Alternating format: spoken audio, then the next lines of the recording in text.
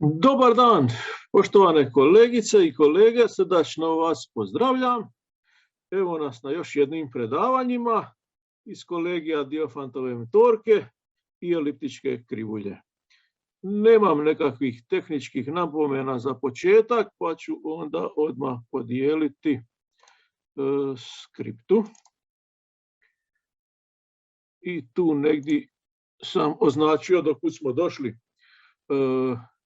prošli puta. Dakle, govorili smo o kanonskoj visini i kako nam ona omogućava da provjerimo nezavisnost točaka, što je bilo nešto što nam se, pitanje koje nam se već prethodno bilo pojavilo. Znači, imali smo metode pomoću kojih smo nalazili točke na eliptičkoj krivulji i onda je bilo pitanje kako među njima izabrati što veći skup nezavisnih točaka. Nadovezat ćemo se na ono što smo, gdje smo prošli puta stali. Dakle, dvije stvari nekako ćemo pogledati. Ova druga će se ticati, jedno i drugo se zapravo tiče Mordell-Weilove baze eliptičke krivulje, ali dakle najprije ćemo se pozabaviti pitanjem što ako nam je ona poznata, kako pronaći bazu koja je na neki način ljepša, dakle ima manje elemente s manjim visinama. Dakle, pretpostavit ćemo da nam je poznata Mordell-Weilova baza ili barem neki nezavisan skup točaka. Dakle, za ovo što sad govorimo nije nužno da imamo dokaz da je to s čim radimo baš Mordell-Weilova baza, ali dakle metodom od prošli puta došli smo do nezavisnog skupa točaka i želimo onda pronaći ili bazu, ako smo od baze krenuli, ili skup točaka koji generira istu podgrupu kao polazni skup točaka s elementima sa što manjim visinama. Dakle, nekoliko visina smo prošli puta spominjali, radili s njima. Zapravo, možda bi nas zanimalo najviše i najprirodnije nekako da imaju što manje ono što smo zvali naivne visine, dakle što manje brojnike i nazivnike. No ono što nam nekako i algoritmi i teorija daje su što manje kanonske visine. Vidjet ćemo danas pri kraju ovoga poglavlja koja je veza direktna između, dakle naravno vidjeli smo u definiciji koja je veza, ali dakle što se tiče veličine kanonske visine i logaritma naivne visine, kako su oni povezani, to ćemo precizno reći krajem ovoga poglavlja. Dakle, mi ćemo raditi s kanonskim visinama, jer one su nekako prikladnije. Dakle, vidjeli smo prošli puta da pomoću njih možemo doći do nečega što igra ulogu skalarnog produkta, pa onda ćemo i ovdje, znači da bi realizirali ili odgovorili na ovo pitanje, realizirali tu ideju da se pronađe baza sa što manjim elementima, koristiti LLL algoritam, o kojem ću uskoro nešto reći, i kojem će se javiti Gramova matrica skalarnih produkata, a mi ćemo tu matricu skalarnih produkata zamijeniti sa matricama visina, čiji su elementi ovi, mogli bi reći, skalarni produkti točaka iz promatranog skupa, odnosno iz baze. Sam algoritam ću dati u obliku kako ga je meni priočio Radbun 2003. godine. Nije baš poslije publiciran u obliku članaka ili knjiga, ali ljudi koji se bave s ovim područjem su upoznati s tim i koriste ga. Dobro, znači spomenuo sam LLL algoritam, a moguće da se niste s njim prije susreli, pa ću kratko nešto reći o tome. Koga više zanima, dakle u ovom kolegiju izbornom na studiju računarstva koje je krenuo prošle godine, zove se Algoritmi u teoriji brojeva, se dosta radilo o, dakle LLL algoritam je dosta važnu ulogu igrao i dosta riječi o njemu bilo kako u skripti, tako i na predavanjima, pa možete možda pogledati ako će vas to dodatno zanimati. Dakle, ja ću ovdje reći kratko nešto uvodno i onda kazati kako se to kod nas primjenjuje. Dakle, u startu LLL algoritam radi sa vektorskim prostorima, odnosno sa rešetkama pridruženim tim vektorskim prostorima. Konkretnije, mi ćemo uzeti u ovom kratkom objašnjenju da se sve radi u vektorskom prostoru R na n-tu, da imamo n linearno nezavisnih vektora, dakle bazu tog n-dimenzionalnog prostora, i onda u tom prostoru promatramo nešto što se obično naziva rešetka ili u nekakvoj modernijoj terminologiji mogli bi reći Z modul, dakle rešetku razapetu ovim vektorima. O čemu se radi? Znači, kad bi promatrali linearne kombinacije u kojima su koeficijenti realni brojevi, dobili bi cijeli vektorski prostor, no mi promatramo cijelobrojne linearne kombinacije. Znači, ovi koeficijenti su cijeli brojevi. Krećemo od istog skupa, od baze vektorskog prostora, ali onda promatramo samo cijelobrojne linearne kombinacije. Za takav skup se kaže da je baza rešetke L. Nekakav možda ne tipičan ili prejednostavan, ali možda polazni primjer je da uzmemo u dvodimenzionalnom prostoru jedinične vektore 1, 0 i 0, 1. U tom slučaju L će biti rešetka svih točaka u ravnini sa cijelobrojnim koordinatama. Dakle, nešto možemo ovako zamišljati. Dakle, to je rešetka cijelobrojnih točaka koju dobijemo ako izaberemo baš ova dva vektora. Već i u dvije dimenzije možete zamisliti da smo mogli uzeti neka druga dva linearno nezavisna vektora i da bi onda rešetka izgledala drugačije, no dakle ovo je nekakav tipičan oblik rešetke. Kao što vektorski prostor može imati više različitih baza, tako i rešetka može imati više različitih baza i pitamo se možemo li izabrati bazu koja bi imala neko dodatno dobro svojstvo. U slučaju baze vektorskog prostora R na n-tu znamo da možemo Gram-Schmittovim postupkom ortogonalizacije dobiti ortogonalnu bazu za isti vektorski prostor. I tu je sad kratko podsjećanje kako se ovim projekcijama iz baze B1 do Bn dobije ortogonalna baza, dakle gdje sam sa zvijezdicom označio vektore te nove baze. Ako je želimo i normirati, nakon toga je on normiramo.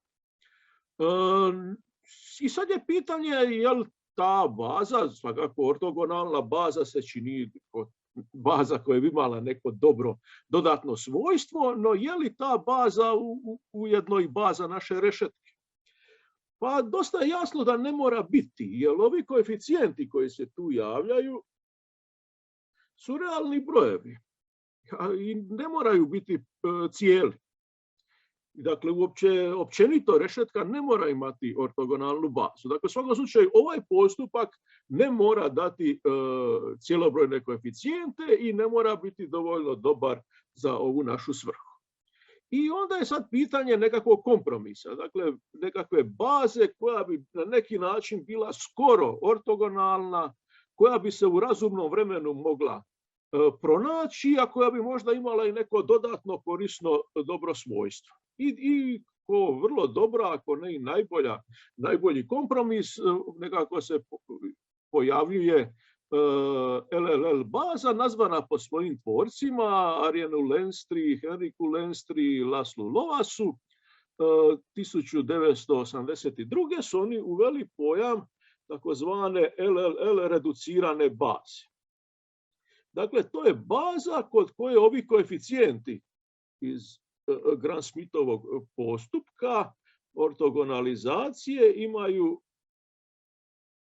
ovakva svojstva, odnosno odgovarajući vektori imaju ovakva svojstva, prvo i drugo. Dakle, ovo prvo bi mogli interpretirati, obično se interpretira tako da se kaže da ta baza je skoro ortogonalna. Dakle, ortogonalna bi bila da su svi ovi miovi jednaki nula. A ovo nekako kontrolira, dakle ovaj broj 1/2 je tako nekakav razuman kompromis. Može se tu staviti i neki drugi broj, dakle kontrolira koliko blizu nuli želimo da nam ti koeficijenti budu. A ovaj drugi uvjet nekako kontrolira rast normi vektora, dakle nekako bi željeli da ti vektori po normi budu uređeni, da je onaj prvi najkraći, pa nakon njega slijede ovi ostali. Dakle, ovo govori da otprilike tako nešto će biti zadovoljeno. I sad posebno je važan taj prvi vektor, najkraći vektor u bazi. Dakle, on osim što je najkraći u bazi, on je zapravo i u cijeloj rešetki pa skoro pa najkraći. Dakle, ono što se može dokazati jest ovakva nekakva veza između njega i svih ostalih vektora u rešetki, koja kaže da, mogli bi reći, da nije puno duži od ostalih vektora u rešetki, ali ova konstanta koju nekako teorija nam daje se može znatno poboljšati, uz nekakvi kompliciraniji izraz se ovdje može dobiti, koji u praksi vrlo blizu jedinici i često i jednak 1. Dakle, u primjenama vrlo često će taj B1, dakle prvi element baze, biti upravo najkraći vektor rešetke. I odatle dolaze brojne primjene. Dakle, ovo tako nije za sad jasno koliko je važno. Dakle, može biti zanimljivo pronaći najkraći vektor u rešetki ako je baza takva da taj najkraći vektor nije očit, ali to da bi takva konstrukcija imala vrlo važne primjene nije baš očito, ali vrlo brzo, već je nešto bilo i prisutno u samom njihovom članku iz 82. Ali brzo nakon toga su se pojavile i brojne druge primjene. Dakle, poznato je da algoritam ima važne primjene u faktorizaciji polinoma, kriptoanalizi različitih kriptosustava, posebice RSA kriptosustavu, kriptosustavima zasnovanima na problemu ruksaka. Zapravo je ovaj algoritam zaslužan što su nekako za eliminaciju uopće problema ruksaka kao izvora dobrih kriptosustava s javnim ključem, koji su neko vrijeme bili najpopularniji u tom području, a također i u rješavanju diofanskih jednadžbi te diofanskim aproksimacijama. Dakle, u diofanskim aproksimacijama ovaj LLL algoritam je zapravo analogon verižnih razlomaka. Dakle, verižni razlomci iz teorije brojeva ćete se možda sjetiti, zapravo daju nam jako dobre aproksimacije iracionalnog broja s racionalnim. Dakle, ako želimo dobiti nešto ovako, a to onaj polazni Dirichleov teorem kaže da se može dobiti, pa se pitamo kako dobiti ove racionalne brojeve P kroz Q koji zadovoljavaju ovakvu ili neku sličnu nejednakost, onda se odgovor krije u tome da ovi P kroz Q budu konvergente verižnih razloma. Sad, LLL algoritam se može poslužiti za istu svrhu, ali zapravo je korisniji u poopćenjima ovog ovdje problema. Primjerice, kad se pitamo mogu li se dva broja, recimo alfa i beta, aproksimirati jako dobro sa razlomcima s istim nazivnikom. Dakle, možemo se pitati, ako uzmemo isti nazivnik, različite brojnike, koliko dobro možemo aproksimirati dva različita iracionalna broja s takvim razlomcima, a onda kad nam teorija kaže koliko dobro bi tako nešto moglo biti, znači nešto poput ovog ovdje, ali naravno bit će lošije, onda se pitamo a kako dobiti konkretno algoritamski ove ovdje brojeve i onda se tu javlja LLL algoritam. Između ostalog na takvom mjestu, a u diofanskim aproksimacijama se javlja kao nekakav analogon nečega što ćemo spomenuti kasnije u kolegiju, a kratko sam spomenuo već i onom uvodu. Dakle, Baker-Diofantove metode redukcije, dakle nešto što je korišteno prvi puta za dokaz da ona trojka 1, 3, 8 se jedinstveno proširuje do broja 120. Dakle, neki diofanski problemi direktno vode na istu takvu primjenu iste takve metode, no neki sa više nepoznanica ili nekog drugog razloga verižni razlomci nisu dovoljno dobri, a oni su u pozadini Baker-Davenportove metode, dakle i tamo se koristi LLL algoritam. Dobro, što se tiče implementacije, i ako bi mi šta poželjeli s tim raditi, a uskoro ćemo jedan primjer napraviti, nama je važno znati ima li to negdje implementirano u nečem s čim smo se već donekle sprijateljili, pa ima u Pariju. I to ima nekoliko funkcija, ja ću spomenuti dvije, dakle QFLLL, dakle ovo bi došlo kod kvadratne forme, pa LLL. Dakle, što ta funkcija u Pariju radi? Ona vraća transformacijsku matricu T takvu da x puta T je reducirana baza rešetke generirana stupcima matrice x. A za našu primjenu će biti važnija, ili nju ćemo u primjeni iskoristiti, slična funkcija i slično se zove, samo ima ovaj nastavak gram, a gram dolazi od gramove matrice. Dakle, matrice skalarnih produkata vektora rešetke, znači ovdje se umjesto same matrice, čiji stupci generiraju rešetku, koristi odgovarajuća matrica skalarnih produkata, a u našem slučaju ti skalarni produkti će biti ono što sam i najavio, gdje sam najavio, evo ovdje, dakle, ovo će igrati ulogu tih skalarnih produkata, pa ćemo mi tu funkciju koristiti. Ako neke druge programske pakete koristite, i u njima će se naći sigurno funkcije ili vrlo vjerojatno funkcije koje rade sa LLL algoritmom. Evo tu sam napisao neke s kojima sam se ja susretao u MEPL-u, matematici i magmi. Evo i sad ćemo na primjeru prikazati taj prije najavljeni Radkunov algoritam koji znači kreće od liste nezavisnih točaka i pokušava zamijeniti ju sa točkama što manjih visina koje generiraju istu grupu. Dakle, kreće se od eliptičke krivulje, lista, znači E će biti eliptička krivulja, P list će biti lista nezavisnih točaka. Od točaka i krivulje sastavit ćemo matricu skalarnih produkata, odnosno matricu visina, što je u Pariju implementiramo i prošli put sam spomenuo, a nakon toga primijeniti ovu sad upravo spomenutu funkciju koja će nam dati matricu prijelaza kako od te naše polazne, ajmo reći loše ili komplicirane baze doći do ove jednostavnije. A nakon toga ovo ovdje su ništa drugo nego te linearne kombinacije. Znači, POV je množenje na eliptičkoj krivulji, a LAD je zbrajanje. Dakle, ovo ovdje je zapravo linearna kombinacija točaka. Ilustrirat ćemo to na jednom primjeru. Krivulje koja u doba kad je pronađena je bila dosta važna, a ni danas nije nevažna. Dakle, i danas je to krivulja sa najvećim poznatim rangom među svim eliptičkim krivuljama s torzijom Z po 10Z.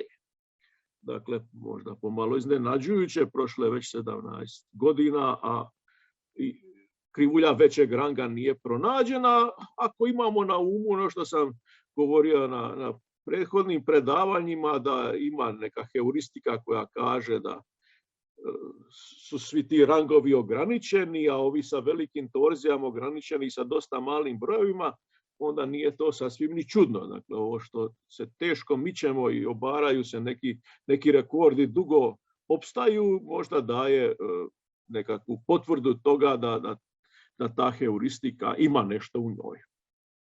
I što je dodatno kod te krivulje, da među svim takvim krivuljama, znači koje dijele taj rekord, ova ima najmanji konduktor.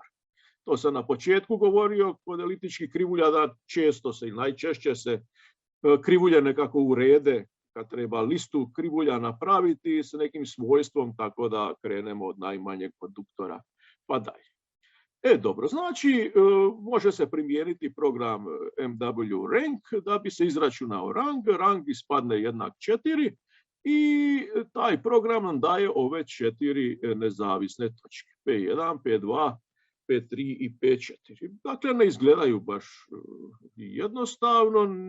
Naravno, mogao sam u nekom manjem fontu napisati pa da bolje stane na stranicu, no htio sam sve u istom fontu napisati da se uvjerite da ovo što ćemo algoritmom dobivati će biti manje. Ovo da sam stavio da sve stane na margine, onda bi bilo teže za usporediti. No, ono s čime ćemo mi uspoređivati točke jesu njihove kanonske visine. Dakle, ovdje nisam ih uređivao po veličini, nego jednostavno prepisao što je MW rank izbacio. I visine su 34, 26 i nešto, 45 i nešto i otprilike 22. Ako primijenimo ovaj Radpunov algoritam, dobit ćemo nešto manju, dakle bazu koja, dakle sam MW rank garantira da je ovo Mordell-Weilova baza, dakle ovo generira cijelu grupu, ali kako znamo, dakle ista grupa može biti generirana sa različitim bazama, ova je baza koja je donekle ili ponešto manja, posebice kanonske visine su dosta manje, dakle ovdje su 10, 12, otprilike 16 i otprilike 25.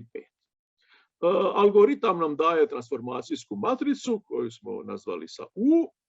I sad kako čitamo tu transformacijsku matricu, njezini stupci nam kažu kako od polaznih točaka dobivamo ove nove. Dakle, ako pročitamo prvi stupac, vidimo koeficijente -1 i 1, to znači da je ovaj novi prvi element baze Q1 jednak -P1 plus P2.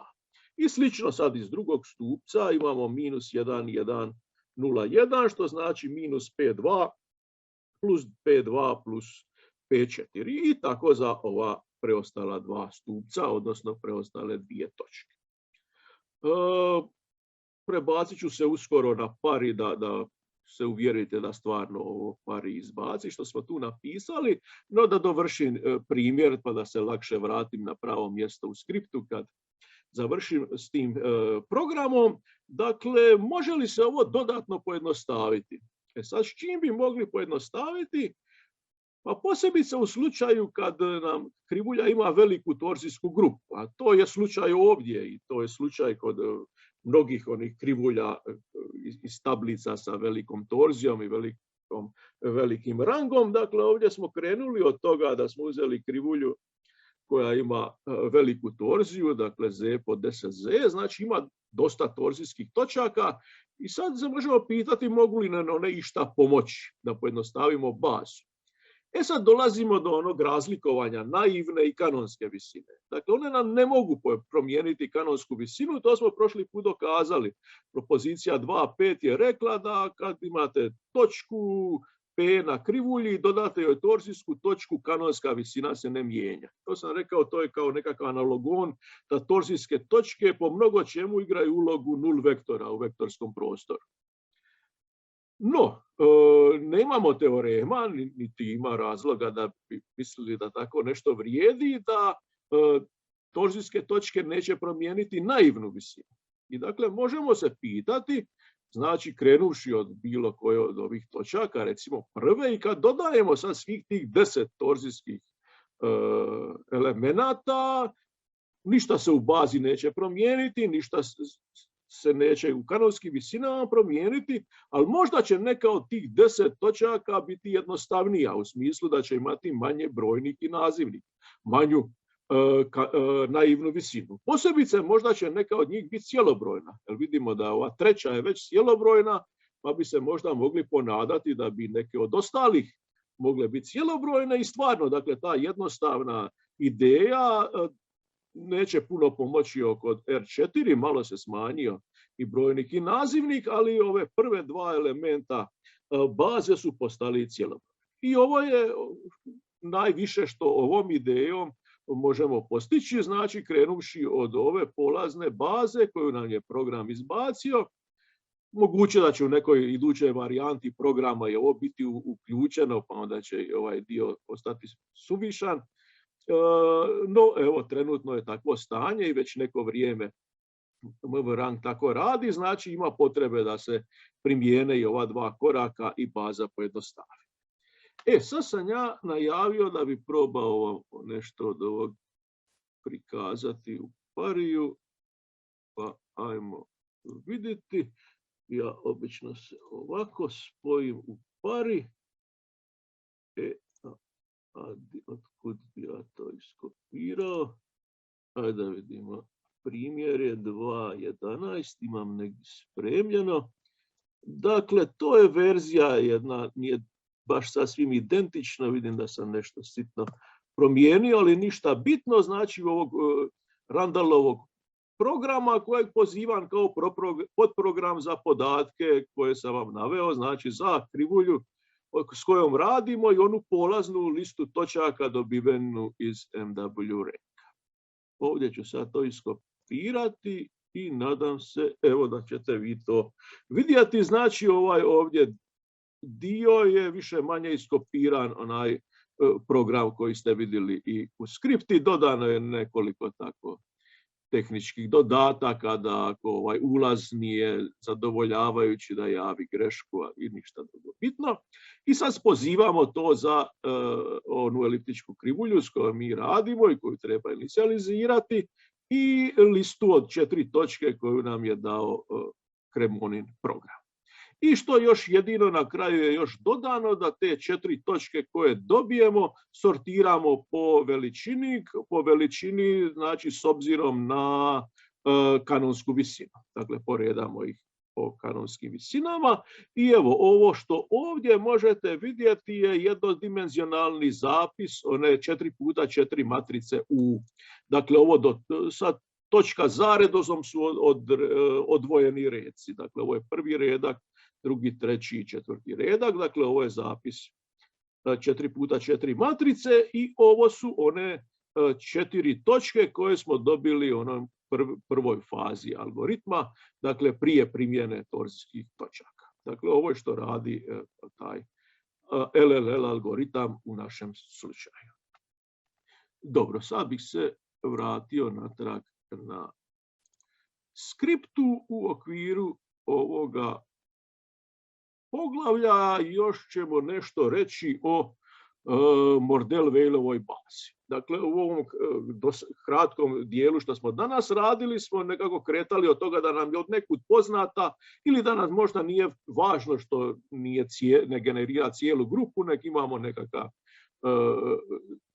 skup nezavisnih točaka, no svakako je pitanje, imamo skup točaka, možemo li od njega dobiti Mordell-Weilovu bazu, odnosno ako naslučujemo da možda i jest to Mordell-Weilova baza, možemo li to i dokazati. Dakle, kako mi dođemo do tih točaka, znači ili neke od metoda za računanje ranga nam daju točke. Dakle, recimo na pomoću 2 spusta, dakle, rješavamo one jednadžbe 4. stupnja i svaka jednadžba koja ima rješenja zapravo daje nam jednu točku na krivulji. To je jedan način, a drugi je da smo možda pretraživali, imali smo i takav primjer, dakle, isto se može pomoću parija raditi, dakle, u nekim granicama pretraživali točke i provjeravali koje su nezavisne. Dakle, ima načina da mi dođemo do odgovarajućeg broja, u najboljem slučaju do R nezavisnih točaka gdje je R rang. No, za sad nismo, niti nam te metode naše garantiraju, a niti smo do sad išta o tome zapravo ozbiljno rekli. Dakle, pitanje je li sada te točke koje smo našli skupa sa torzijskim točkama, koje znamo da nije teško naći, je li to sve skupa generira cijelu grupu? Sa što bi moglo biti ako nije to? Pa može generirati neku njezinu podgrupu konačnog indeksa, recimo indeksa 2. Kao da imamo u skupu cijelih brojeva, zapravo vrtimo se u skupu parnih brojeva ili u skupu brojeva dijeljivi s nekim konkretnim brojem. Kako to prepoznati? Dakle, htjeli bi pronaći Mordell-Weilovu bazu, dakle više puta govorim što je to, što bi to bila Mordell-Weilova baza. Ona bi imala svojstvo da se svaka racionalna točka na krivulji može na jedinstven način prikazati kao cjelobrojna linearna kombinacija tih točaka uz dodatak neke torzijske točke T. Bitno je jednostavniji slučaj, najjednostavniji slučaj, što nije neočekivano, kad je rang jednak 1, pa ćemo tu nešto i precizno dokazati, a za opći slučaj samo nekako naznačiti. No primjer koji smo već radili, na kojem ćemo i ovo ilustrirati, a to je onaj koji odgovara Diofantovoj trojici 1, 3 i 8, da je rang jednak 1, dakle u njemu smo, za njega smo izračunali da takva krivulja ima rang jednak 1, pa evo moglo bi nas zanimati, vezano uz tu istu krivulju, dakle istu smo krivulju iskoristili da izračunamo torzijsku grupu i da izračunamo rang, i onda je još ostalo vidjeti možemo li za tu krivulju reći i koja je njezin Mordell-Weilova baza, budući je rang 1 zapravo koji je to generator cijele grupe. Dakle, pitanje je možemo li to reći. Motivirani s tim primjerom mi ćemo razmotriti, dakle, specijalni slučaj, prvo što je rang jednak 1, drugo da je diskriminanta veća od 0, što znači da je diskriminanta veća od 0, znači da onaj kubni polinom iz definicije eliptičke krivulje ima 3 realne nultočke, ili geometrijski gledano da se eliptička krivulja sastoji od 2 komponente. Dakle, to je slučaj koji odgovara ovome delta veći od 0. I sad te dvije, znači, ako je tu x os, onda imamo te 3 nultočke, poredajmo ih po veličini, znači E1, E2 i E3. Dakle, vidimo da tu imamo 2 komponente i te 2 komponente se nazivaju parna i neparna. Po analogiji sa onim kako se skup cijelih brojeva raspada na parne brojeve i neparne brojeve. S time da parni brojevi čine podgrupu grupe cijelih brojeva i onda po toj analogiji ovu desnu komponentu, znači beskonačnu komponentu, zovemo parna ili neutralna. To je ona koja čini podgrupu. Dakle, ovaj desni dio je zatvoren s obzirom na operaciju zbrajanja i čini podgrupu cijele grupe. Označava se obično sa E pa s indeksom O. A ova lijeva grupa, neko je maštovito dao oznaku, dakle, jer kao sličina jaje, a E mora pisati doli, pa što onda gori napisati, pa je neko se prvi sjetio i napisao GG, kao egg na engleski jaje, pa onda se tako često i označava, pa ćemo tako i mi napraviti. Dakle, ova lijeva komponenta se naziva neparna po toj analogiji sa rastavom cijelih brojeva na parne i neparne. Za razliku, dakle, nije sve baš sasvim isto, identično kao kod cijelih brojeva, ovdje se može dogoditi, dakle, ovo sam ja crtao sve u skupu realnih brojeva. Kad sve to promatramo u skupu racionalnih brojeva, može se dogoditi da je ova neparna komponenta prazna. Dakle, da nema racionalnih brojeva na ovom jaju. U tom slučaju, znači, cijela racionalna grupa se javlja u ovoj lijevoj komponenti, ali ako je desnoj komponenti, ako je lijeva komponenta neprazna, onda ova desna je podgrupa indeksa 2 u cijeloj grupi. Tako da i u ovom sljedećem teoremu mi ćemo, ili propoziciji, uz ove 2 pretpostavke koje sam naveo, još ćemo dodati i pretpostavku da neparna komponenta je neprazna. Ako to još hoćemo malo ilustrirati, mislim da sam to spominjao ranije, dakle, ako se pitamo što u fundamentalnom paralelogramu, a u ovom slučaju, i to smo govorili, zapravo se radi o fundamentalnom pravokutniku, dakle, koje točke u ovom pravokutniku odgovaraju točkama na ove 2 komponente, onda je odgovor da ove točke na bazi pravokutnika odgovaraju desnoj komponenti, a točke na srednjici pravokutnika odgovaraju lijevoj komponenti. Dobro, i sad propozicija u kojoj imamo nekoliko pretpostavki, od koje 3 smo već komentirali. Znači, krenut ćemo od eliptičke krivulje s cijelobrojnim koeficijentima, to se uvijek može postići tako da se riješimo razlomaka. Pretpostavit ćemo da je rang jednak 1, da je diskriminanta pozitivna, da je neparna komponenta neprazna, i još jedan uvjet. Uvjet 2, da imamo točku beskonačnog reda koja ima cijelobrojne koordinate, ali ne samo ona, nego kad njoj dodamo bilo koju torzijsku točku da dobijemo točku s cijelobrojnim koordinatama. Naravno, kaže, jedna od torzijskih točaka je točka u beskonačnosti, znači ovo ovdje uključuje i to da P ima cijelobrojne koordinate.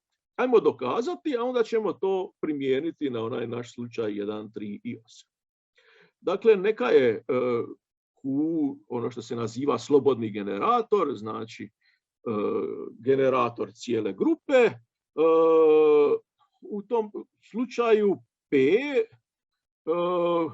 mora biti linearna kombinacija elemenata iz baze plus torzijska točka. U bazi se nalazi samo jedan element, znači P se mora moći dobiti kao neki višekratnik slobodnog generatora pa plus torzijska točka. Torziju možemo i lijevo i desno pisati kako nam je zgodnije. Sad, što kaže pretpostavka 2? Dakle, zašto sam napisao baš u ovom obliku? Da prepoznamo da se tu javilo P plus T i pretpostavka je da P plus T ima cijelobrojne koordinate. Dakle, pretpostavka 2 povlači da onda n puta Q ima cijelobrojne koordinate. Sad dolazi dio koji neću precizno dokazati, već ću samo nekako skicirati što se koristi u dokazu, a to je nešto što smo preskočili već jedan puta, dakle i Lutz-Nagelov teorem sam nismo dokazivali, nego smo ga primijenili da dokažemo neke njegove posljedice. Dakle, to je ista činjenica koja se koristi i u dokazu Lutz-Nagelovog teorema. Dakle, što nama treba? Da ako je višekratnik neke točke cijelobrojan, da je onda sama točka ima cijelobrojne koordinate. Kažem, to slijedi iz nečega što bi vidjeli da smo Lutz-Nagelov teorem detaljno dokazivali, pa bi onda sad se lako na to pozvali, ali nekako ne znam spretno dokazati Lutz-Nagelov teorem, da budem iskren, pa sam zato dokaz izostavio. Dobro, znači što mi je ova ovdje oznaka ni P, dakle ona označava potenciju prostog broja s kojom se on javlja u rastavu racionalnog broja x. I to da je ta potencija negativna znači da se prosti broj javlja u nazivniku. Nešto što smo već vidjeli i koristili, dakle u nazivniku točke x se javljaju kvadrati, u nazivniku točke y se javljaju kubovi. Dakle, ako imamo neki prosti broj u nazivnicima, onda se on javlja s potencijom 2k kod x-a i 3k kod y. I sada činjenica koju ćemo navesti, a nećemo dokazivati, jest da skup svih točaka na eliptičkoj krivulji kod kojih je potencija u nazivniku, ovo bi značilo veća ili jednaka od 2k, je podgrupa grupe E od Q. Što odatle slijedi? Pa kad Q ne bi imao cijelobrojne koordinate, onda bi se neki prosti broj javljao u njegovom nazivniku, ali onda budući je ovaj skup zatvoren na zbrajanje, onda i Q plus Q plus Q bi bio u istoj toj grupi, znači i isti taj prosti broj P bi se javljao u nazivniku točke NQ, a to je u suprotnosti s time što smo pretpostavili da ili zaključili da NQ ima cijelobrojne koordinate. Dakle, obratom po kontrapoziciji zaključujemo da i Q ima cijelobrojne koordinate. Uz do na to da smo neke stvari tu preskakali. Dobro, sad, znači za svaki sa svaku torzijsku točku T crtano i Q plus T crtano je slobodni generator, a upravo smo dokazali da svaki slobodni generator ima cijelobrojne koordinate i sad tvrdimo da se barem jedna od tih točaka nalazi u neparnoj komponenti. Pretpostavimo suprotno, dakle ovdje opet koristimo što znači grupa, dakle kad bi sve što generira grupu bila u jednoj polovici, onda bi cijela grupa bila u toj polovici, pa bi onda ona preostala komponenta bila prazna. Znači, ako pretpostavimo suprotno, onda će i Q biti u parnoj komponenti, a i svi T crtano bi bili u parnoj komponenti, a cijela grupa je generirana sa Q i torzijskom grupom. Dakle, cijela grupa bi bila sadržana u parnoj komponenti, a mi smo pretpostavili da i neparnoj komponenti ima nešto. Dakle, budući je neparna komponenta neprazna, zaključujemo da postoji neki generator s cijelobrojnim koordinatama u neparnoj komponenti. I sad, da bi od ovoga stvarno ispao neki algoritam koji će naći tu točku, jedino se treba uočiti da takvih točaka ima konačno mnogo. Dakle, zato nam je bilo bitno da sve prebacimo u ono jaje, jer jaje je konačno. Dakle, u jaju sve se nalazi između E1 i E2 i sama činjenica da smo nešto uspjeli prebaciti u tu neparnu komponentu nam daje algoritam da to onda i pronađemo. Cijelobrojnih točaka na ovom ovdje segmentu očito ima konačno mnogo. Ajmo to ilustrirati na prije najavljenom primjeru, znači primjer eliptičke krivulje generirane sa trojkom 1, 3 i 8. Dakle, radit ćemo kao i u primjeru 2.9 s onom izomorfnom krivuljom, dakle s krivuljom koju smo radili tamo, tako da možemo doslovno prepisati ono što smo tamo napravili. Dakle, onim dozvoljenim transformacijama najprije smo postigli da vodeći koeficijent bude jednak 1, a onda smo jednu od točaka reda 2 pomaknuli u točku 0, 0. I radimo s ovom ovdje krivuljom. Što smo za nju pokazali? Dokazali smo da je rang jednak 1. I u okviru tog dokaza da je rang jednak 1, u okviru algoritma, pokazali smo da je nekoliko onih jednadžbi četvrtog stupnja rješivo, a svako rješenje takve jednadžbe daje nam neku točku na krivulji, točku beskonačnog reda. U ovom slučaju, jer mi znamo koje su torzijske točke, dakle podsjetit ću i da smo u nekom od prethodnih primjera baš za ovu krivulju izračunali torzijske grupe i pokazali da nema drugih doli onih koji odgovaraju nul točkama ovog kubnog polinoma. Dakle, imamo točno 3 torzijske točke i sada se vratim što nam je taj algoritam dao, da on je nekoliko točaka beskonačnog reda. P1, P2, P3, P4.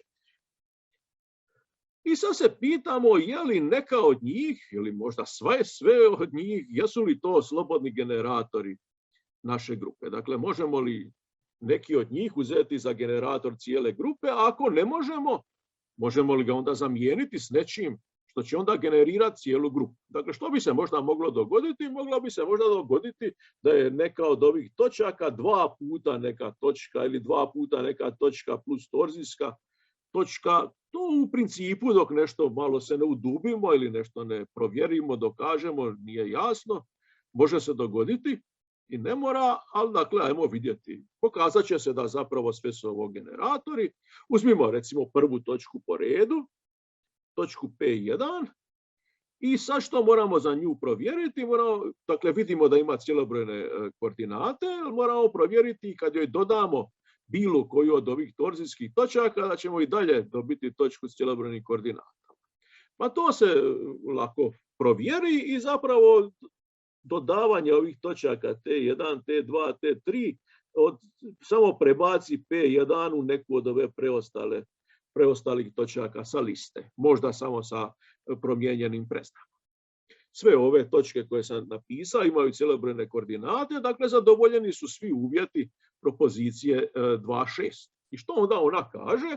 Ona kaže da neki od generator ćemo naći među točkama cjelobrojnih koordinatama u onom lijevom dijelu krivulje, znači u segmentu, kod nas je to, ovo je E1, ovo je E2, znači u segmentu minus 16,0. I sad znači nije teško ispitati x-eve između minus 16 i 0 i vidjeti koji od njih je x koordinata točke na eliptičkoj krivulji.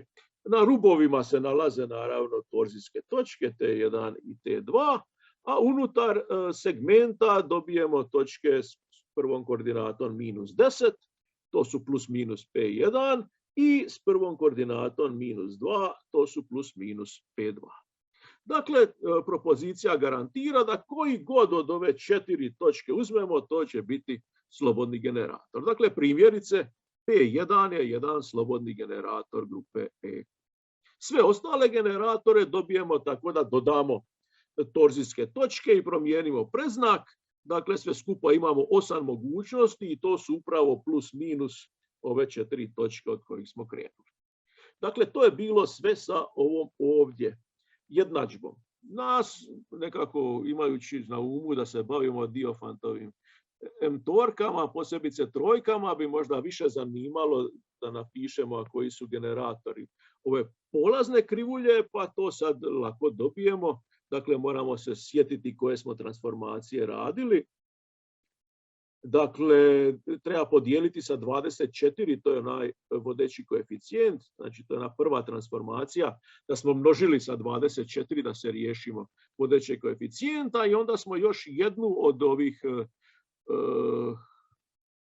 nultočaka pomaknuli u nulu i to baš onu koja je pisalo, mislim, x plus 8, dakle inverzna operacija, naravno x minus 8. Znači x minus 8 kroz 24 je transformacija koja prebacuje točke sa donje krivulje na točku na gornjoj krivulji i to je naravno opet 8 mogućnosti da slobodni generator, prve su koordinate minus 3/4, minus 5/12, 0 i 4/3. I možda je najlakše za zapamtiti za ono što ćemo raditi u nastavku, da ova očita točka na ovoj eliptičkoj krivulji, dakle nešto što jako lako vidimo, a to je točka s prvom koordinatom 0, a s drugom koordinatom 1 je jedan od slobodnih generatora. Dakle, to je nešto s čime, mislim da već i danas ćemo se susresti. Dakle, da općenito, naravno nije teško za zamisliti da sad umjesto 1, 3 i 8 stoje neki A, B i C, ova točka 0 i 1, znači ovi konkretni brojevi, svi ostali će se promijeniti, ovisit će o A, B, C, ali ova točka 0 i 1 će biti na svakoj takvoj krivulji i važno je, dakle, uočiti da barem u ovom primjeru, a onda ćemo se mi pitati koliko je to i općenitije, točno ta točka je slobodni generator. Vrlo kratko o općem slučaju, dakle, što ako nemamo rang 1, nego općeniti R, dakle, ako imamo R nezavisnih točaka, koje zajedno sa torzijskim točkama generiraju neku podgrupu. Kako sam već rekao, načini kako smo mogli doći do njih su ili kao produkt nekog od algoritama za računanje ranga, koji često daju uz rang i odgovarajuće točke, ili pretragom, grubom silom po točkama sa malim visinama. Dakle, zanima nas je li možda K cijela grupa, pa ako je, kako to dokazati, a ako nije, onda kako tu manju podgrupu uvećati do cijele grupe. Dakle, nećemo tu ništa detaljno raditi. Mislio sam neki primjer imam napravljen, ali nisam siguran koliko bi ga spretno znao tu prikazati, pa možda se kasnije nam pojavi primjer, ali reći ću ono što sam najavljivao, što se u tu svrhu koristi. Dakle, u tu svrhu treba nam neka što preciznija veza između naivne i kanonske visine. Dakle, to je nešto što najavljujem, A jedan opći, možda ne najbolji, ali dovoljno općenit rezultat je Silbermanov rezultat iz 1990. koji, možda da ne gledamo previše detalje, nego sami kraj, znači odgovara na pitanje možemo li nekako precizirati koliko su blizu ova naivna, odnosno logaritam naivne visine i kanonska visina. Dakle, ovo jest nekakva aproksimacija koja ima dodatna svojstva, ali znači s tom aproksimacijom pitanje je koliko smo promijenili, koliko smo se maknuli od one polazne visine, i ovo ovdje daje neke konkretne veličine, dakle neću ulaziti u nikakve detalje, ali sve je sasvim konkretno. Znači u njima se javlja diskriminanta, znamo što je, Jotin varijanta znamo što je, neka veličina koja je jednaka ili 1 ili 2, to isto znamo što je. Dakle, ovo je neki konkretan broj, ovo je neki konkretan broj i ovo nam nejednakost točno kaže koliko daleko kanonska visina može otići od one naivne visine. I sad kako ovo primjenjujemo, opet najlakše je ako je rang jednak 1, pa onda na tome možda da se ovdje i zadržimo. Znači, kako sam već rekao, recimo da se pitamo je li ta točka koju znamo, je li ona slobodni generator ili nije. Što bi bilo da nije? Pa slično kao u ovoj prethodnoj propoziciji, to bi značilo da će se ova točka P dobiti kao neki višekratnik neke druge točke plus možda neka torzijska grupa. I da je taj višekratnik, znači broj koji stoji uz Q, barem 2. I sad iz svojstava kanonske visine, ona nam kaže da T možemo zanemariti, K je barem 2, znači kanonska visina tog novog generatora je barem 4 puta manja, znači 2 na kvadrat, barem 4 puta manja nego kanonska visina polazne točke. I sad je to kao nekakva dobra ocjena za kanonsku visinu, ali je puno korisnije imati ocjenu za naivnu visinu. Jer ako imamo ocjenu za naivnu visinu, onda pretražujemo redom točke do te granice i ako pronađemo neku točku, onda će ona biti generator. Ako ne pronađemo niti jednu točku, onda znamo da je ona polazna točka bila generator. Dakle, sve izgleda dosta slično sa kanonskom ili sa naivnom visinom, no kod naivne visine znamo što pretražujemo. Pretražujemo brojnike i nazivnike do određene granice. Kod kanonske visine nije jasno. Imate kanonsku visina je manja od 10, što sad to znači? Gdje ćemo tražiti te točke?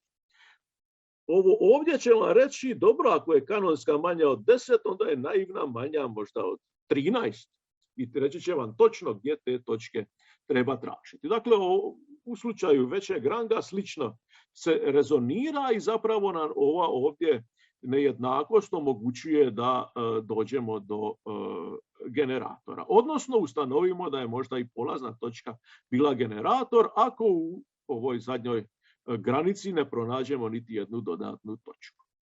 Ko možda neka zanimljivost, ova propozicija nam još daje još jednu metodu i za nalaženje torzijskih točaka. Naime, što znamo za torzijske točke? Znamo da je njihova kanonska visina jednaka 0. Znači, kod torzijskih točaka, ako je P jednako T, onda je ovaj član jednak 0.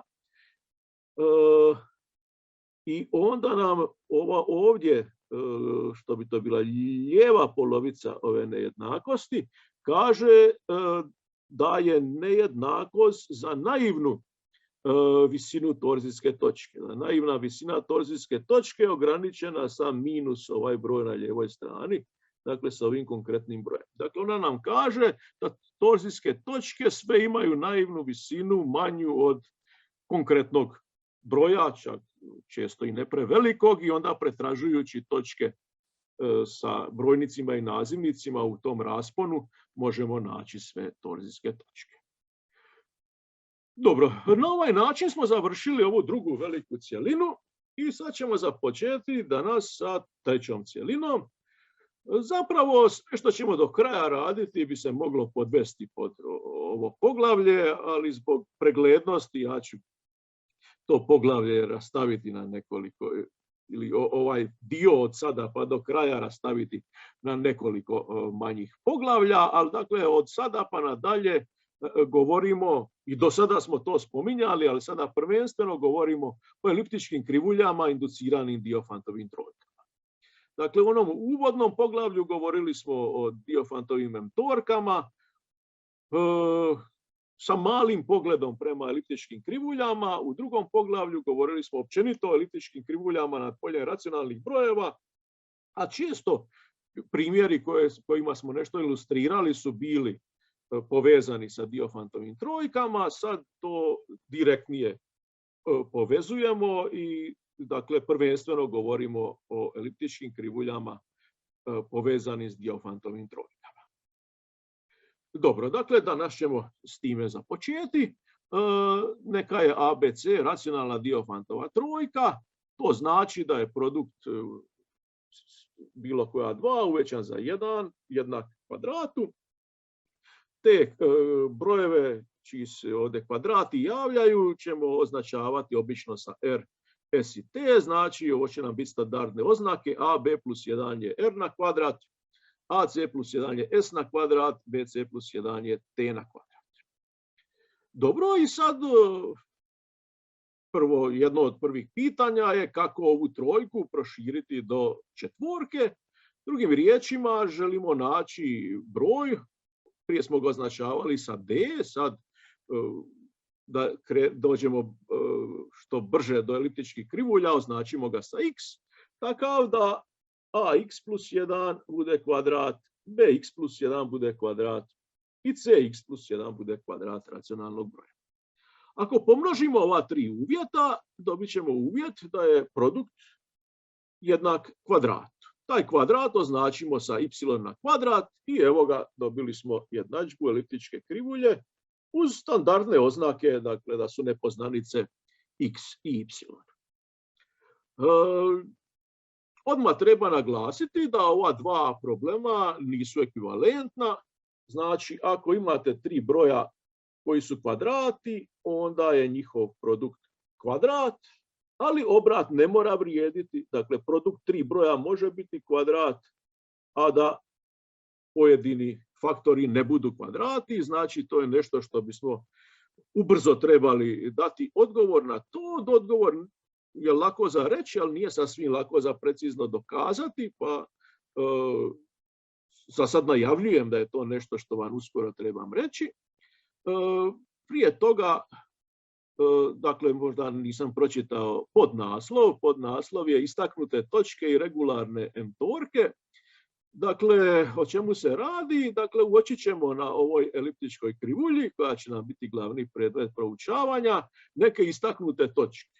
Dakle, nešto poput onog 1,0 koje smo već najavili na kraju prethodnog poglavlja. Dakle, neke točke koje se javljaju uvijek, neovisno o tome koja je konkretna trojka u pitanju. I pitat ćemo se što možemo općenito o njima reći. A drugo što je u okviru ove prvog podpoglavlja je pitanje, dakle, onih regularnih M-torki. Dakle, spominjali smo i regularne trojke i četvorke, možda i petorke, ako ne, zapravo smo ih vidjeli, ali možda nismo ih tako zvali. Dakle, pitanje mogu li se te posebne trojke, četvorke, petorke opisati u terminima eliptičkih krivulja, posebice jesu li one nekako povezane s tim istaknutim točkama. Dakle, čini se, budući sam ih stavio u isti naslov, da je odgovor da su povezane, ali uskoro ćemo barem nešto od toga vidjeti. Dobro, dakle, tu krivulju označit ćemo sa pisano E i reći ćemo da je ta krivulja inducirana Diofantovom trojkom ABC. To će nam biti kao terminologija. I sada očite točke. Dakle, koje su točke očite? Pa prvo imamo očite točke koje odgovaraju nultočkama ovog kubnog polinoma. Dakle, polinom na desnoj strani očito ima tri racionalne nultočke, a po onom što znamo od prije, to zapravo odgovara trima točkama reda 2.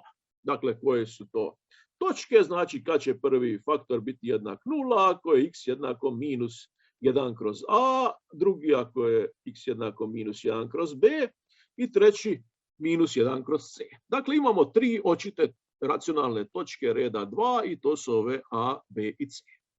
No, ima još očitih racionalnih točaka.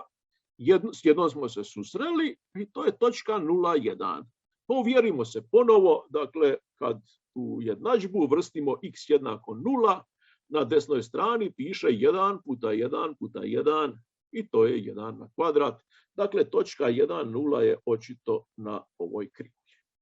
I to toliko očito da ta činjenica da je ona na krivulji zapravo nema veze sa tim, direktne veze s time što su a, b i c. Dakle, u tome da je p na toj krivulji zapravo ne koristimo pretpostavku da je a, b, c racionalna Diofantova trojka.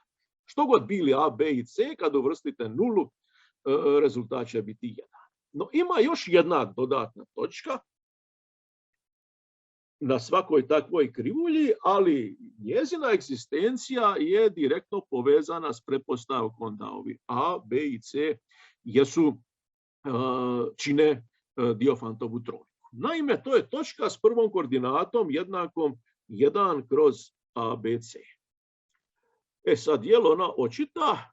Pa ajmo vidjeti. Znači, kad uvrstimo u prvi faktor ax plus 1, što dobijemo? Dobijemo 1 kroz bc plus 1. Dakle, zapravo dobijemo 1 plus bc kroz bc. To je prvi faktor. Drugi faktor, pomnožimo sa b i dodamo 1, dakle b i b se skrati, je 1 kroz ac plus 1. Dakle, dolje je AC, a gore je 1 plus AC. I konačno, treći faktor, pomnožimo sa C, C se skrati, doli ostane AB, a gori 1 plus AB. I sad, što je 1 plus B na kvadrat? To je T na kvadrat. Što je 1 plus AC? To je S na kvadrat. Što je 1 plus AB? To je R na kvadrat. Dakle, što stoji u brojniku je R na kvadrat, S na kvadrat, T na kvadrat. A što stoji u nazivniku? Pa svako slovo se javilo 2 puta, dakle stoji A na kvadrat, T na kvadrat, C na kvadrat. Dakle, zaista ova druga koordinata je RST kroz ABC. Dakle, ne baš toliko očito kao ova prva, ali mislim i dalje da se može reći da je očito da i ova točka leži na krivulji, ali ponavljam, razlika je nekako u prirodi ove dvije točke, što ova prva je prisutna neovisno o tome kakvi su A, B i C. Za racionalnost ove druge točke smo u bitnome koristili to da ovi A, B i C čine Diofantovu trojku. I sada mogu li nam te točke nešto reći, kako su one povezane s onim što smo mi do sad susretali? Dakle, nešto što smo među prvim stvarima rekli kad smo se zanimali za proširenje trojke do četvorke, rekli smo uvijek se može proširiti sa onim brojevima d plus i d minus ako je d minus različito od nula. I ako smo krenuli od cijelih brojeva, i ovi brojevi će biti cijeli. Jesu li ti brojevi, dakle takve četvorke koje se iz ABC dobiju tako da im se doda neke od ovih brojeva, zvali smo regularne četvorke, i sad jesu li one u nekoj vezi sa ovim točkama, sa ovom krivuljom i ovim točkama? Pa tvrdnja je da jesu. Znači, ova prva je x koordinata točke P minus S, a ova druga je x koordinata točke P plus S. Ajmo to pokazati. Da bi to napravili, napravit ćemo ono što obično napravimo s krivuljom kojoj vodeći koeficijent nije 1, dakle kojoj kubni polinom nije normiran, dakle pomnožiti sa odgovarajućim koeficijentom, znači sad je tu ABC, na kvadrat, uvesti supstituciju, x kroz taj koeficijent, y kroz taj koeficijent i dobiti sličnu krivulju, slični polinom, ali polinom koji je sada normiran. Dakle, uz ovo množenje koje sam opisao, supstituciju, ova krivulja od koje smo krenuli postaje slična krivulja, ali u kojoj je sada polinom kubni normiran, dakle vodeći koeficijent mu je jednak 1. Što se dogodi s našim točkama? Pa sve se one pomnože sa a, b, c. Pa budući da smo, recimo, ako pogledamo koordinate točke S, onda možda se učini da je to i bilo zgodno pomnožiti sa a, b, c. Znači, koordinate se minimalno promijene, a neke se i pojednostave. Znači, ove nove točke ću označavati sa crticom, kako je god slovo polazno bilo na polaznoj krivulji, nakon ove manipulacije množenja sa a, b, c, označit ću ga sa crticom, znači a crtica, b crtica i c crtica su sad 0 točke. Ova ovdje, 3 polinoma s točkom P se nije dogodilo ko zna što, jer prvu koordinata je 0, pa je ostala nepromijenjena, a druga je postala a, b, c, a točka S se pojednostavila, dakle sad ima koordinate 1 i RST. I sad računamo, dakle, pokazujemo jedno od ova dva svojstva, a drugo je to kad se sasvim analogan. Dakle, recimo ovo prvo, dakle, računamo točku, x koordinatu točke P crtano minus S crtano. Dakle, formule sam nadodao u ono poglavlje o torzijskim točkama. Dakle, mi smo u onom samom uvodu napisali formule za zbrajanje točaka u kratkoj Weierstrassovoj formi. Ali sam s vremenom shvatio da nam na više mjesta trebaju koordinate, formule za zbrajanje točaka u općoj onoj dugoj Weierstrassovoj formi, pa u skripti ćete ih naći u poglavlju od torzijskih točaka, gdje nam se, čini mi se, prvi puta tako nešto i javilo. Dakle, da ne bi sad ovo prebacivali u kratku Weierstrassovu formu, jer to bi zakompliciralo bespotrebno račun, radit ćemo baš sa ovom ovdje krivuljom i ovim točkama. Dakle, što ovdje stoji? Ovo je jednadžba pravca kroz dvije točke, dakle ovo je onaj lambda na kvadrat. Što je lambda? y2 minus y1 kroz x2 minus x1. Zašto nema razlomka? Pa zato što u nazivniku stoji 1 minus 0 na kvadrat, dakle nazivniku stoji jedinica. A što stoji u brojniku? Dakle, rekao sam y2 minus y1. Dakle, stoji ovo minus, ali minus ovo, znači minus i minus daju plus. Dakle, stoji RST plus ABC. Na kvadrat onda iz formule dođe, ovo je onaj A2 iz duge Weierstrassove forme, i onda dođe minus x1 minus x2, dakle minus 1 minus 0. Dobro, sad ovo iskvadriramo, prvi na kvadrat je r na kvadrat, s na kvadrat, t na kvadrat. Što je to sam već sa strane pisao, znači što je r na kvadrat, s na kvadrat, t na kvadrat je produkt 1 više AB, 1 više AC, 1 više BC, onda dođe dvostruki prvi puta drugi, to znamo što je, dođe drugi na kvadrat i ostalo prepišem. Izmnožim, što će se tu pojaviti, nešto će se skratiti.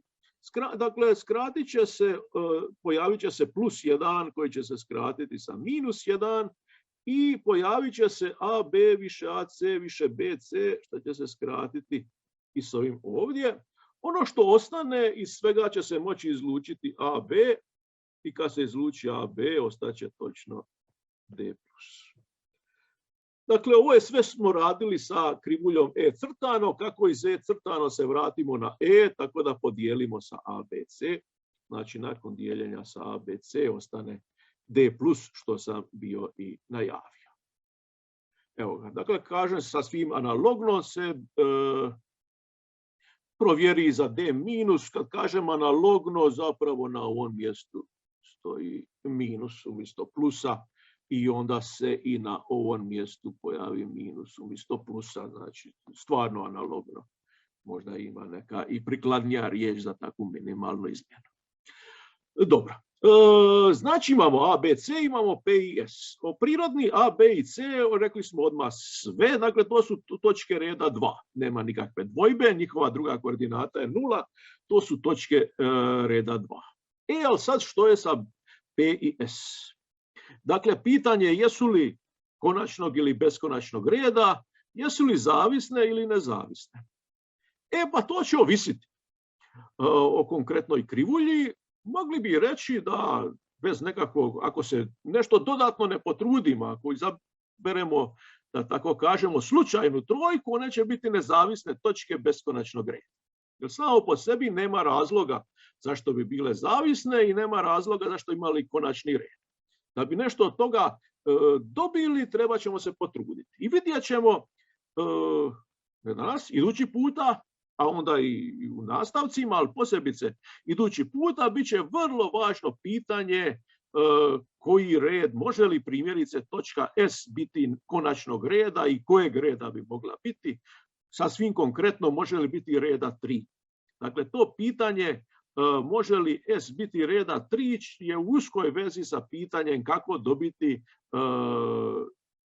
racionalne Diofantove šestorke. Dakle, činjenica da S može biti reda 3, da ima beskonačno mnogo takvih primjera, će nam dati prvu konstrukciju beskonačno mnogo racionalnih Diofantovih šestorki. Dakle, to pitanje znači što se može dogoditi ako malo preciziramo ili nekako na poseban način izaberemo P i S, može li se dogoditi nešto osim toga što bi očekivali da su nezavisne beskonačnog reda, je vrlo važno pitanje. I za same M-torke, znači pitanja poput koliko ima racionalnih Diofantovih šestorki, ali i na pitanja konstrukcije krivulja velikog ranga sa zadanom torzijskom grupom, što je isto jedna od tema o kojoj smo već rekli ponešto, ali na koju ćemo se još vraćati. Dakle, bit će riječi o redu, dakle, može li biti konačnog reda, ali ajmo odmah odgovoriti na pitanje mogu li biti zavisne i kako opisati situaciju u kojoj su zavisne točke P i S. Pa jedna tipična situacija u kojoj jesu zavisne je ako je trojka ABC regularna. Dakle, tvrdim da ako je trojka ABC regularna, znači poput one 1, 3 i 8, ili općenito da je onaj C najmanji mogući ako radimo u cijelim brojevima, onda nisu nezavisne i možemo vrlo precizno reći kako su zavisne. Dakle, onda vrijedi da je 2P jednako minus S.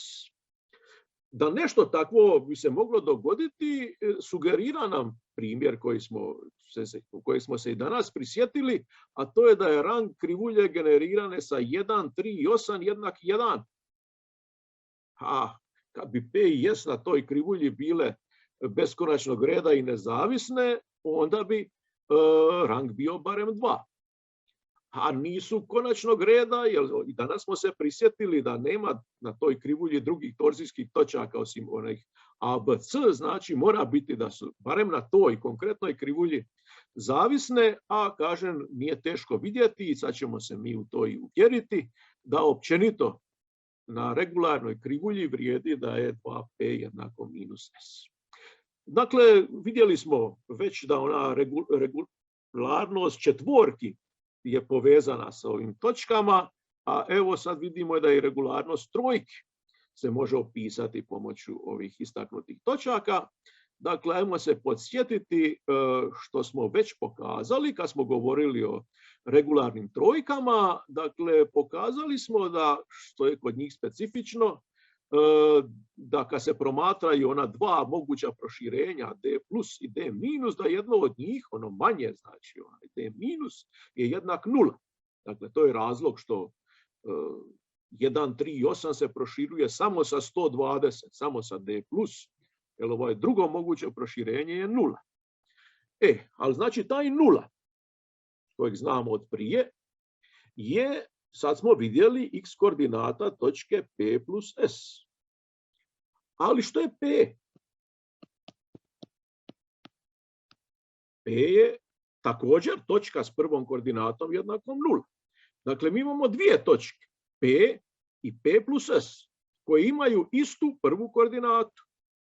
Što može biti? Dakle, kako može biti da dvije točke imaju istu prvu koordinatu?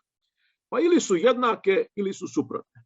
Dakle, ili im je i druga koordinata jednaka, pa su doslovno identične te dvije točke, ili im je druga koordinata suprotnog predznaka, pa su onda te dvije točke suprotne. prva mogućnost bi bila da je P jednako P plus S, ali P i P se krati, pa bi S ispao točka u beskonačnosti, a S nije točka u beskonačnosti, prva mogućnost otpada. Dakle, mora biti ova druga. Mora biti da je P jednako minus P minus S, minus P prebacimo na lijevu stranu i točno dobijemo ono što smo i najavili. Evo, znači to je bio opis točaka, opis regularnih trojki pomoću točaka P i S. I sada dolazimo, možda nećemo do kraja ovog što sam zamislio sada, ali svakako došli smo do onog pitanja koje se na početku postavilo, a to je veza između krivulje i ova tri uvjeta. Dakle, možemo li mi sada, možda pomoću ovih točaka koje su istaknute i dalje su istaknute, dakle, opisati koje to točke na krivulji zadovoljavaju ova polazna tri uvjeta. Evo, ajmo odmah najaviti odgovor, budući do samog detaljnog kraja danas nećemo stići, ali ajmo najaviti odgovor, da ne ispadne da je pitanje ostalo puno puta postavljeno, a nikad odgovoreno na njega. Dakle, ona polazna tri uvjeta, da su i ax plus 1, i px plus 1, i cx plus 1 kvadrati racionalnih brojeva, su zadovoljeni ako i samo ako ta točka T, čija je x prva koordinata, zadovoljava da je T minus P dvostruka točka na eliptičkoj krivulji. Di smo mi već nešto slično tome vidjeli? Dakle, vidjeli smo kad smo opisivali točke na ovakvoj krivulji. Dakle, ovakvu krivulju smo promatrali u teoremu 2.4 iz prethodnog poglavlja. I tad smo se pitali kad će svaki od ova tri faktora biti kvadrat, i odgovor je bio, znači da će svi oni biti kvadrati, ako i samo ako je točka iz 2 puta E od Q. Dakle, ovo bi se moglo shvatiti kao neka varijanta ili možda i poopćenje na neki način tog rezultata. Znači, zašto ne možemo direktno primijeniti taj rezultat? Zato što ova naša polazna krivulja nije normirana. Dakle, nas zanima kad će ovo biti kvadrat, ovo kvadrat, a ovaj koeficijent općenito jednak 1, niti ovaj. Naravno, mi tu krivulju možemo prebaciti ovaj oblik, ali onda se ovi uvjeti promijene. Dakle, ovaj uvjet da je ax plus 1 kvadrat više nije uvjet da je ovo kvadrat, nego već što ispadne. Znači, kada ax plus 1 x zamijenimo sa ab, uskoro će se i pojaviti, da sada ne pogađam pa krivo kažem. Dakle, ne možemo direktno primijeniti onaj teorem, ali da će se pojaviti ova ovdje grupa nije neočekivano. I ajmo vidjeti, znači, ovaj teorem koji zapravo je nekako ključ odgovora, ali ostaće nešto tehničko za napraviti i vjerojatno onda za idući puta. Dakle, što kaže ovaj teorem? Imamo krivulju u obliku koje smo navikli gledati. Znači, što je ovdje važno jest da se ovaj polinom faktorizira na linearne faktore i definiramo preslikavanje poput preslikavanja, mislim da smo ga zvali ih alfa, beta, u onom algoritmu za računanje ranga. Dakle, ovdje smo ga označili sa fi. Dakle, u čemu se razlikuje od onog tamo? Dakle, ako pogledate, da ja sad ne vrtim, ali se neću znati vratiti na pravo mjesto. Dakle, kako smo tamo definirali preslikavanje je bilo x puta q zvjezdica na kvadrat. Dakle, zanimalo nas je kvadratna klasa od x-a. Zašto je ovo analogon onoga? Zato što smo one krivulje koje smo tamo promatrale su bili oblika x puta nešto. Dakle, znači ovaj x se može shvatiti da je odgovara mu x minus alfa. Ovdje i slično, znači, definirali smo tom općenitom formulom preslikavanje, a onda su bile dvije točke koje je trebalo promotriti posebno i to su bile točka u beskonačnosti i točka koja je odgovarala tom točki reda 2, tamo je to bila točka 0,0, ovdje je točka alfa 0. Dakle, ako bi sad uvrstili da je alfa jednako 0, tu bi se pojavio x, a ovdje bi se pojavilo beta puta gama, a beta puta gama se u onom poglavlju zvalo b. Dakle, ovo je preslikavanje poput onog kojeg smo već tamo susreli. I tamo smo ga koristili, ali nismo o njemu ništa konkretno i važno dokazali. Posebice, vjerojatno smo i tamo prešutno koristili da je to homomorfizam, jer smo spominjali jezgru i sliku, ali ajmo sad dokazati, ovdje nam je jako važno da je to homomorfizam grupa, dakle dokažimo da je ono, odnosno ovo preslikavanje, homomorfizam grupa. Što to znači? Pa to znači da nekako su usklađene operacije u te dvije grupe. A koje su to dvije grupe? Evo ih pogledati. Znači, prva grupa je grupa točaka na eliptičkoj krivulji, koja je tu operacija, tu je zbrajanje točaka na eliptičkoj krivulji. A ovo ovdje, dakle, tu je operacija je množenje, s time da je poistovjećujemo brojeve koji se razlikuju za kvadrat racionalnog broja. Dakle, što želimo pokazati? Da ako imamo tri točke na eliptičkoj krivulji koje su povezane preko zbrajanja, da onda su odgovarajuće njihove slike povezane preko množenja u ovoj kvocijentnoj grupi. Drugim riječima, da sad ako uzmemo sliku prve, sliku druge i inverzone treće, znači ovaj produkt bi trebao biti jednak ova treća puta neki kvadrat, znači kad je prebacimo na drugu stranu, to će biti kvadrat racionalnog broja. Da malo pojednostavimo račun, uočimo i da ovog minusa i ovog inverza se možemo riješiti, jer zapravo oni ne rade ništa. Ovo preslikavanje nekako invariantno i na minus i na inverz. Jer phi od P3 je isto što i phi od minus P3 zbog toga što se prve koordinate ne razlikuju kod uzimanja, mijenjanja preznaka. A ovo ovdje, zašto je phi isto što i phi na minus prvu? Pa zato što kad pomnožite ova dva broja dobijete kvadrat. Dakle, ova dva broja se razlikuju za kvadrat, prema tome su u istoj kvadratnoj klasi. To nam omogućava da zapišemo ono što želimo dokazati i bez minusa i bez inverza, znači iz pretpostavke da je suma tri točke jednaka nuli, želimo dokazati da je onda produkt njihovih slika neutralni element u podomeni, znači da je kvadrat racionalnog broja. Razlikujemo nekoliko slučajeva. Prvi je skoro pa trivialan, a to je da je neka od ovih točaka neutralni element, znači točka u beskonačnosti.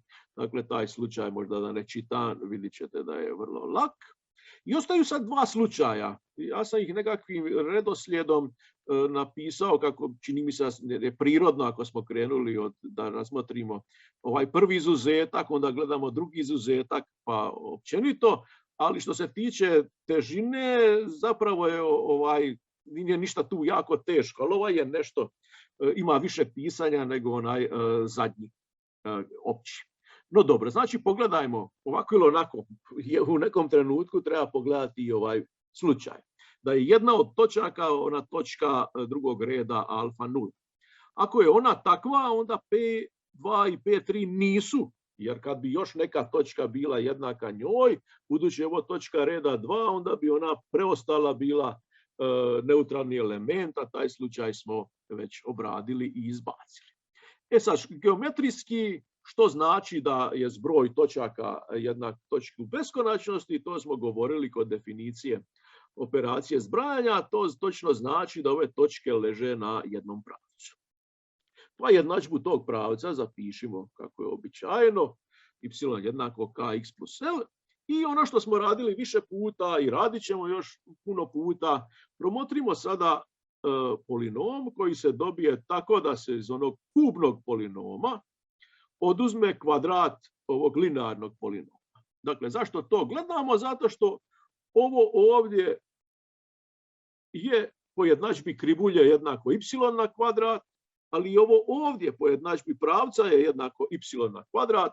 Dakle, mi znamo puno rješenja, puno nultočaka ovog ovdje kubnog polinoma, odnosno znamo ih onoliko koliko ih najviše može biti. Mi znamo 3 nultočke ovog kubnog polinoma. Taj polinom ne može imati više od 3 nultočke, dakle znamo sve nultočke. Nultočke su x1, ali to je sad smo u ovom slučaju kad je jednako alfa, x2 i x3. Dodatno polinomi lijevo i desno su normirani, tako da ne treba nikakav dodatni koeficijent dodavati. Što uočavamo? Uočavamo da imamo x minus alfa ovdje, x minus alfa ovdje, pa x alfa mora biti i negdje tu. Dakle, x minus alfa dijeli ka x plus l, to su dva linearna polinoma, dakle ako ih dijeli, onda su proporcionalni, a znamo i koji je koeficijent proporcionalnosti ako izjednačimo vodeći koeficijent. Kad to uvrstimo, onda će i ovaj član biti djeljiv sa x minus alfa, pa skratimo sa x minus alfa i dobit ćemo ovakvu jednakost. Sad u tu jednakost uvrstimo da je x jednako alfa, ovaj ovdje član će postati 0 i mi ćemo dobiti da je alfa minus b puta alfa minus beta puta alfa minus gama jednako, sad sam tu pomnožio sam minus 1 puta minus 1, okrenuo sam x2 minus alfa puta x3 minus alfa i sad se moramo vratiti na definiciju, jer stane, evo taman je stalo na isti slajd. Dakle, ovo alfa minus beta, alfa minus gama je upravo definicija fi od P1, a ovo je fi od P2, a ovo je fi od P3. Dakle, što smo dokazali? Dokazali smo da je fi od P1 jednako fi od P2 puta fi od P3, odnosno njihov produkt je kvadrat racionalnog broja. I ostao je zadnji slučaj koji je analogan ovom prethodnom, ali zapravo jednostavniji jer ima jedan korak manje. Dakle, to je slučaj kad ovi P i ovi nisu alfa 0. Dakle, ponovo povlačimo pravac kroz iste 3 točke, ponovo ga označimo jednako, ponovo promotrimo isti kubni polinom. Razlika je ta što sad odmah možemo uvrstiti x jednako alfa, jer neće biti nule na ovoj ovdje strani, znači ne trebamo kratiti pa onda uvrstiti, nego odmah možemo uvrstiti x minus alfa. I što dobijemo? Dobijemo da je ovaj produkt koji nas zanima, dakle produkt koji odgovara ovom produktu je nekakav kvadrat. To točno znači da je taj produkt kvadrat racionalnog broja, a to je ono što smo rekli da treba i dokazati. Evo, na ovom mjestu ćemo stati. Vidite odmah da je korolar, odnosno neposredna posljedica ovog teorema je upravo ono što sam i najavio, znači opis koje to točke na eliptičkoj krivulji zadovoljavaju uvjet da njihova x koordinata je takva da su ona polazna 3 broja kvadrati racionalnih brojeva. Dakle, ovo je najavljeni rezultat, a precizno ćemo ga dokazati ili onako bi ga se podsjetili na početku idućeg predavanja, pa onda možemo i sa dokazom krenuti idući put. Evo, dakle, na ovom mjestu ćemo stati. Što se tiče predavanja, ovo je sve od mene. Ja ću sada stop share. Evo, ako ima kakvih pitanja, recite. Jesam li ja imao što za reći? Pa ovako najava. Ja sam planirao dakle, da idući puta imamo predavanja, nastavimo s ovim što sam sada tu nekako i rekao, da slijedi u nastavku, a da onda za 2 tjedna do 23. bi pauzu napravili. Ja vjerojatno neću biti u Zagrebu, što nije nemoguće da održim predavanje online, ali nekako